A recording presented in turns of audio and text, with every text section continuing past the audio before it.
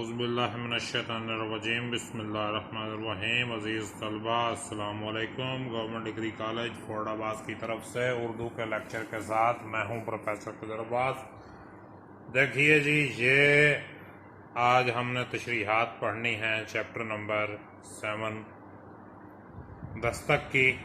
یہ دیکھیے پہلی عبارت ہے، میں نے اتنا ذمہ دار اور فرض شناس نوجوان آج تک نہیں دیکھا، سوائے کام کے اور کچھ سوچتا ہی نہیں، اسے ہر وقت کام دن ہو یا رات، اس کے علاوہ اور کوئی غرض نہیں۔ یہ ہے فرض شناسی۔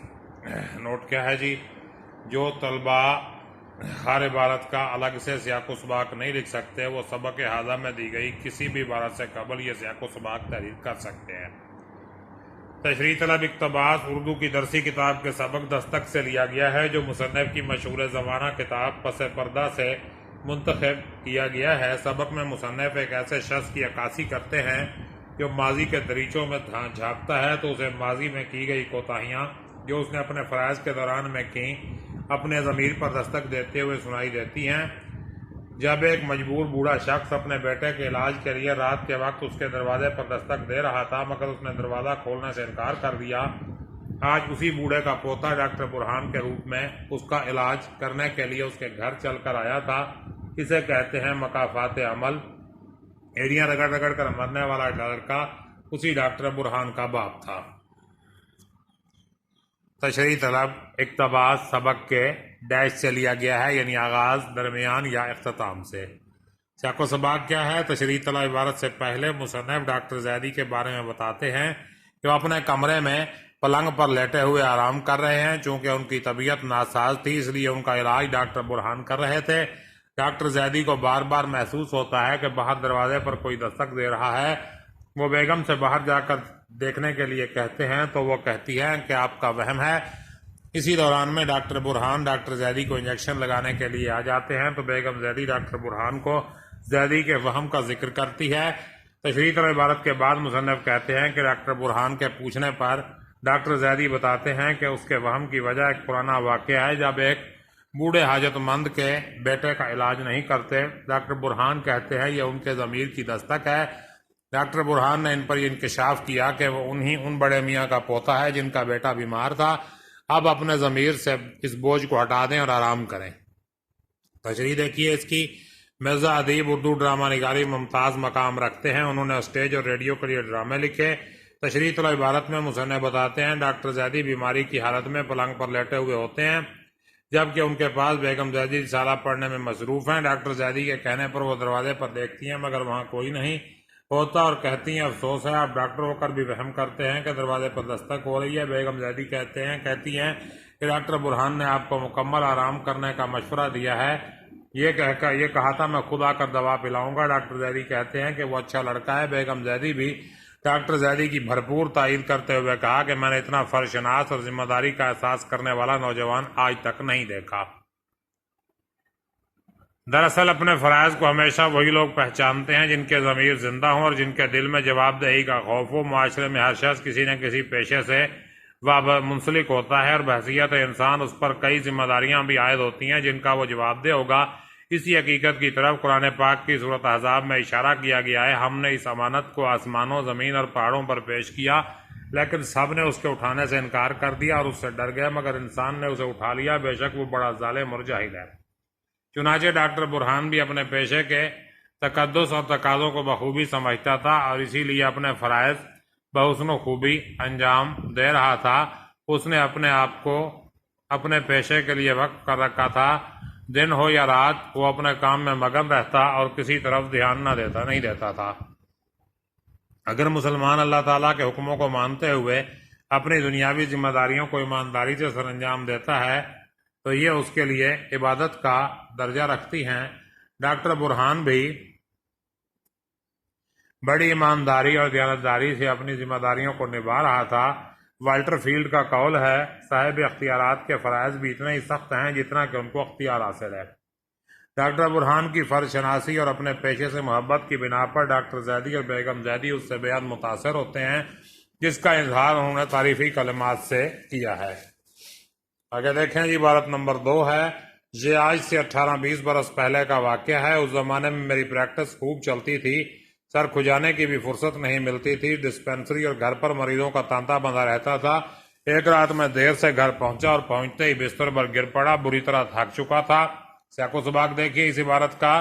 तशरीह तलब इबारत से पहले मुसन्निफ डॉक्टर जैदी के बारे में बताते हैं कि वो अपने कमरे में पलंग पर लेटे हुए आराम कर रहे हैं। चूंकि उनकी तबीयत नासाज थी इसलिए उनका इलाज डॉक्टर बुरहान कर रहे थे। डॉक्टर जैदी को बार बार महसूस होता है कि बाहर दरवाजे पर कोई दस्तक दे रहा है। वो बेगम से बाहर देखने के लिए कहते हैं तो वो कहती है कि ये आपका वहम है। इस दौरान में डॉक्टर बुरहान डॉक्टर जैदी को इंजेक्शन लगाने के लिए आ जाते हैं और बेगम जैदी डॉक्टर बुरहान को जैदी के वहम का जिक्र करती हैं।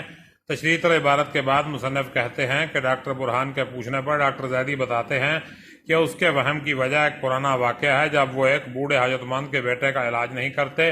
डॉक्टर बुरहान कहते हैं कि ये उनके ज़मीर की दस्तक है। डॉक्टर बुरहान ने उन पर इंकशाफ किया कि वो उन बड़े मियाँ का पोता है जिनका बेटा बीमार था। अब अपने ज़मीर से इस बोझ को हटा दें और आराम करें। तशरीह क्या है इसकी देखें। मुसन्निफ बताते हैं कि डॉक्टर जैदी बीमारी की हालत में पलंग पर लेटे हुए हैं जबकि उनके पास बेगम जैदी रिसाला पढ़ने में मसरूफ़ हैं। डॉक्टर जैदी के कहने पर वो दरवाजे पर देखती हैं मगर वहां कोई नहीं होता और कहती हैं कि अफसोस है आप डॉक्टर होकर भी वहम करते हैं कि दरवाजे पर दस्तक हो रही है। बेगम जैदी मजीद कहती हैं डॉक्टर बुरहान ने आपको मुकम्मल आराम करने का मशवरा दिया है और ये कहा था कि मैं खुद आकर दवा पिलाऊंगा। डॉक्टर जैदी कहते हैं कि वो अच्छा लड़का है। बेगम जैदी ने भी डॉक्टर जैदी की भरपूर तायीद करते हुए कहा मैंने आज तक इतना जिम्मेदार और फर्शनास नौजवान नहीं देखा। कुछ देर बाद डॉक्टर बुरहान आ गए। बेगम जैदी डॉक्टर बुरहान को डॉक्टर जैदी के वहम के बारे में बताती हैं कि उन्हें अक्सर ये महसूस होता है कि दरवाजे पर कोई दस्तक दे रहा है हालांकि दरवाजे पर कोई भी नहीं होता। डॉक्टर बुरहान इसकी वजह पूछते हैं। डॉक्टर जैदी अपनी जवानी का एक वाकया बयान करते हैं जो इस ड्रामे दस्तक में कलीदी अहमियत का हामिल है।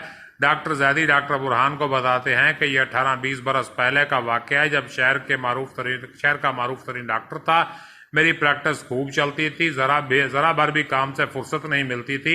हर वक्त मेरे क्लिनिक पर मरीजों का हजूम रहता था। क्लिनिक से जब वापस घर आता तो वहां पर भी मरीजों का तांता बंधा रहता था। एक दफा मैं क्लिनिक से फारिग होकर घर पहुंचा। सारा दिन मरीजों का इलाज करते करते मैं बहुत थक गया था। थकावट और मांदगी के आसार मेरे जिस्म से अयां हो रहे थे। नींद की वजह से मेरी आंखें बंद होती जा रही थी इसलिए बिस्तर पर लेटकर सो गया।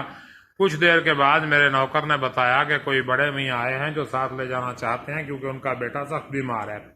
मैंने नौकर को हुक्म दिया कि बड़े मियाँ को घर वापस भेज दो। मेरे नौकर ने जबरदस्ती मेरे कमरे से निकाल दिया लेकिन वो देर तक दस्तक देता रहा मगर मैं गहरी नींद की आगोश में जा चुका था। इस दस्तक के बाद मुझे हर वक्त ये खदशा लाक रहता है कि दरवाजे पर कोई दस्तक दे रहा है। ये बातें सुनकर डॉक्टर बुरहान बोले आज इस कहानी का ख़त्म होना है। दस्तक देने वाले बूढ़े शख्स मेरे दादा थे जो मौत व हयात की कशमकश में मुब्तला बेटे के इलाज की खातिर आपके पास आए थे। इतने बरस तक दरवाजे पर दस्तक आप सुनते रहें वो आपके ज़मीर की आवाज़ थी। बस अब आप आराम करें। आइंदा आप ये दस्तक नहीं सुनेंगे। शेक्सपियर का कौल है खा कुछ भी मुसीबत के दिन गुजर ही जाते हैं अगर नहीं गुजरते तो आखिर इंसान ही गुजर जाता है। तीसरी इबारत देखिए। कुछ देर बाद मेरे नौकर ने आकर बताया कि बड़े मियाँ आए हैं और वो आपको साथ ले जाना चाहते हैं। मैंने इनकार कर दिया और नौकर से कहा बड़े मियाँ को वापस भेज दो मगर उसके रोकने के बावजूद बूढ़ा मेरे कमरे में आ गया और मिन्नत समाजत करने लगा कि मेरा बेटा सख्त बीमार है। पहले भी आपकी दवा से शिफा हुई थी चलकर देख लें मगर मेरी आंखें बंद हुई जा रही थी। सियाको सबाक देखिए इसका। तो शरीत इबारत से पहले मुसन्निफ बताते हैं कि डॉक्टर जैदी बीमारी की हालत में पलंग पर लेटे हुए होते हैं जबकि उनके पास बेगम जैदी रिसाला पढ़ने में मसरूफ हैं। बेगम जैदी बड़े इन्हमाक से मुताला में मशगूल हैं। डॉक्टर जैदी के कहने पर वो दरवाजे की तरफ देखती हैं मगर वहां कोई नहीं होता। कुछ देर बाद डॉक्टर बुरहान आते हैं तो बेगम जैदी उनको बताती हैं कि डॉक्टर जैदी को यह वहम हो गया है कि दरवाजे पर दस्तक हो रही है। डॉक्टर बुरहान के पूछने पर वो बताते हैं कि इसकी वजह एक पुराना वाकया है जब वो एक बूढ़े हाजतमंद के बेटे का इलाज नहीं करते। डॉक्टर बुरहान कहते हैं यह उनके ज़मीर की दस्तक है। तशरीह तलब इबारत सबक की आखिरी इबारत है इसलिए इसका सबाक नहीं है। तशरीह देखिए। तशरीह तलब इबारत में मुसन्निफ डॉक्टर जैदी की ज़ुबानी एक वाकया बयान करते हैं जो इस ड्रामे दस्तक में कलीदी अहमियत रखता है। डॉक्टर जैदी डॉक्टर बुरहान को बताते हैं कि उन दिनों की बात है जब उनकी प्रैक्टिस खूब चलती थी। घर और अस्पताल में मरीजों का तांता बंधा रहता था। एक रात जब मैं थका मांदा घर वापस आया तो मेरे नौकर ने बताया कोई बड़े मियाँ आए हैं آپ کو اپنے ساتھ لے جانا چاہتے ہیں کیونکہ بڑے میاں کا بیٹا بہت سخت بیمار ہے، اس لیے وہ بار بار التجا کر رہے ہیں کہ ایک بار ان کے بیٹے کو دیکھ لیں۔ میں نے نوکر کو سختی سے حکم دیا کہ بڑے میاں کو واپس بھیج دو، مگر بوڑھا شخص میرے کمرے میں آ کر منتیں کرنے لگا۔ اس نے التجا کی کہ اس کا بیٹا بیمار ہے، پہلے بھی آپ کی دوا سے شفا ہوئی تھی، آپ مہربانی کر کے میرے بیٹے کو دیکھ لیں۔ مجھے اس کی التجائیں سن کر بھی اس پر ترس نہ آیا۔ اس نے بڑی منت سماجت کی، لیکن میری آنکھیں نیند کی وجہ سے بند ہوئی جا رہی تھیں۔ دراصل بےسی کا پردہ میری آنکھوں پر پڑ گیا تھا اور انسانیت کی خدمت کا جذبہ میری خود غرضی نے میرے دل میں ہی مردہ کر دیا تھا۔ میں اپنے پیشے سے وابستہ تمام فرائض بھلا کر خود غرض ہو چکا تھا۔ مجھے اپنے آرام و سکون کے سامنے ایک حاجت مند مصیبت زدہ کی مصیبت کی کوئی اہمیت محسوس نہ ہوئی۔ میرے لیے گرم بستر چھوڑنا بہت مشکل ہو رہا تھا اور سردی میں گھر سے باہر جانا بڑا ہی تکلیف دہ محسوس ہو رہا تھا، اس لیے میں نے جانے سے انکار کر دیا۔ نوکر نے اسے زبردستی میرے کمرے سے نکال دیا، لیکن وہ دیر تک دستک دیتا رہا۔ نہ جانے کب تک وہ بوڑھا دروازے پر دستک دیتا رہا، مگر میں گہری نیند کی آغوش میں جا چکا تھا۔ اس وقت تو مجھے اپنے اس عمل کا احساس نہ ہوا، مگر جب صبح بیدار ہوا تو اعصاب جواب دے چکے تھے، دماغ شل ہو چکا تھا، ذہن پر بوجھ طاری تھا۔ بقرات نے بجا کہا ہے، رحم دل انسان جب مصیبت زدگان کی مصیبت کو دور نہیں کرتا تو اس کا حال مصیبت زدگان سے بدتر ہوتا ہے۔ میں نے رات جس سنگ دلی اور بےسی کا مظاہرہ کیا تھا، صبح کے وقت اس کی جگہ ہمدردی اور ایثار نے لی۔ میرا فرشناس ڈاکٹر بیدار ہو گیا تھا۔ میں اپنی طبیعت پر بوجھ محسوس کرنے لگا۔ یہ ضمیر کی خلش تھی جس نے مجھے مضطرب کر دیا تھا۔ میں نے بڑے میاں کی تلاش شروع کر دی، مگر ناکامی میرے حصے میں آئی۔ اب یہ حالت ہے کہ میں ایک ڈاکٹر ہوتے ہوئے بھی اپنے تمام روب اور جلال کے باوجود ذہنی مریض کی طرح برتاؤ کرنے لگا ہوں۔